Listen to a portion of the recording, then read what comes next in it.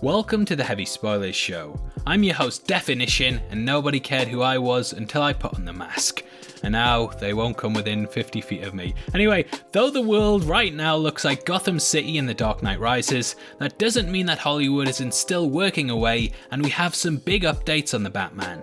Throughout this video, we're going to be discussing the brand new interview with Matt Reeves, in which he goes over his inspiration for the film, how he views the character, and just a lot of cool other things that indicate the direction of the film. There may be some spoilers here, so if you want to go into the movie as blind as possible, then I highly recommend that you turn off now. Make sure you subscribe to the channel to never miss an update, and with that out of the way, thank you for clicking this. Now let's get into our breakdown of the Batman. Okay, so Matt Reeves recently spoke with The Nerdist in regards to his Amazon show Tales from the Loop and his work on the Batman. The interview did go quite in depth on a lot of his other projects, but the main focus for this video will be on the Batman.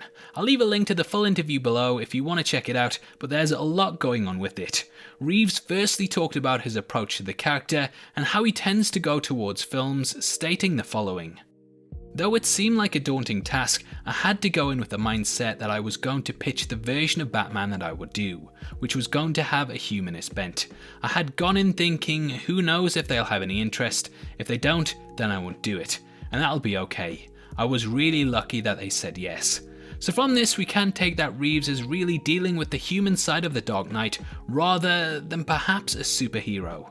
I definitely think it's the most interesting way to deal with the Caped Crusader, and seeing how Nolan dealt with Bruce as opposed to others showed that the humanity within Batman is just as interesting as his nighttime activities.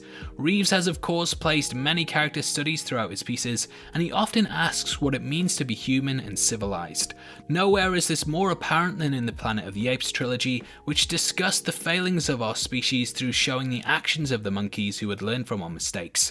Reeves stated that exploring the humanity of characters is often a necessity for his work, and when asked to explain this further, he stated, "It's not even like that's an approach that I take, like it's some kind of idea of, wouldn't it be great? It's sort of the only thing that allows me to understand how to do it. I can only understand where the camera goes and how to talk about the story, how to write the story, how to talk to the actors, but if I emotionally understand what it is, I have to do it. Otherwise, I'd be lost." Some people are incredible choreographers and they know how to create an incredible visual dance or all that kind of stuff, and I love that kind of stuff, but at the end of the day, I have to understand it emotionally. So, though the film will have some action scenes, it doesn't seem like they will be the big focus. Even the Apes trilogy did hold back on being laced with hundreds of action set pieces, and films like Let Me In by Reeves were toned back on climactic showdowns. So it does seem at the very least that the avenue for the film will be more driven towards exploring characters and their arcs, rather than having Batman punching hundreds of people in the face. It's good to see him doing some social distancing. We do know that the film will be based on the graphic novel Along Halloween, and that isn't an action comic book. Instead, it lays the focus on a mysterious killer within Gotham and the investigation that leads to their capture. So it is likely that Reeves is following this instead. When asked what aspect of a brand new Batman that he was most excited about exploring, Reeves stated, "I wanted to do not an origin tale, but a tale that would still acknowledge his origins, in that it formed who he is. Like this guy, he's majorly struggling, and this is how he's trying to rise above that struggle. But that doesn't mean that he even fully understands, you know? It's that whole idea of the shadow self and what's driving you, and how much of that you can incorporate, and how much of it that you're doing that you're completely unaware of." So it doesn't seem like we're going to be getting the Waynes shot in Crime Alley again and again and again, or even the events that led up to it. I doubt they will showcase his full training, and there may not be many things set in Bruce's young years. At the moment, we haven't seen any casting information for a young Bruce, however it does sound like Reeves at the very least will be showcasing elements from Bruce's past. I would absolutely love to see a montage similar to the one that we got in the trailer for Arkham Origins, which quickly flicked through Bruce's life and also gave us some of the defining moments from his past. I hope this is the case, as though we don't need a complete origin story, with this being a brand new Batman, it would be nice to at least have some details from his past filled in. Reeves finished the interview by saying, "There's something in there that feels very psychological, very emotional, and it felt like there was a way of exploring that along with the corruption in this place, Gotham. That feels very current. I think it always does.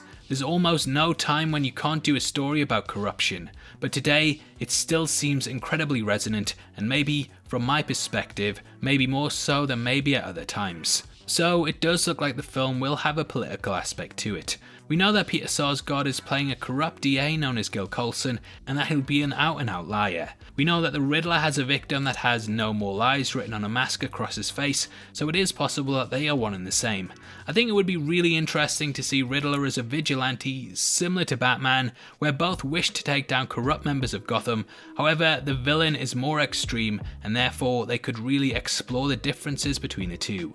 Villains and heroes are always way more interesting when they're opposite sides of the same coin, and I think it would be a brilliant way to discuss the dichotomy of a killer and a hero.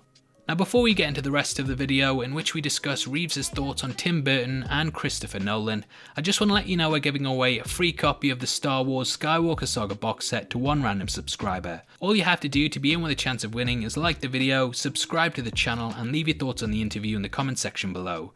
The winner is going to be chosen at random on the 15th of April, and the set will be shipped out from then to whoever gets the prize, so best of luck to everyone who takes part.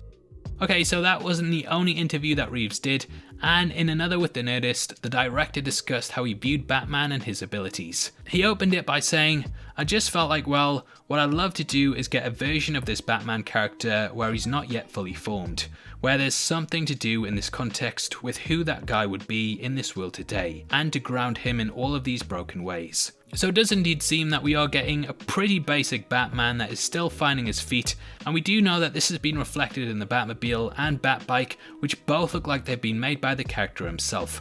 Batman of course comes with a large legacy that looms over him, and when approaching a new film, one has to acknowledge the work that came before.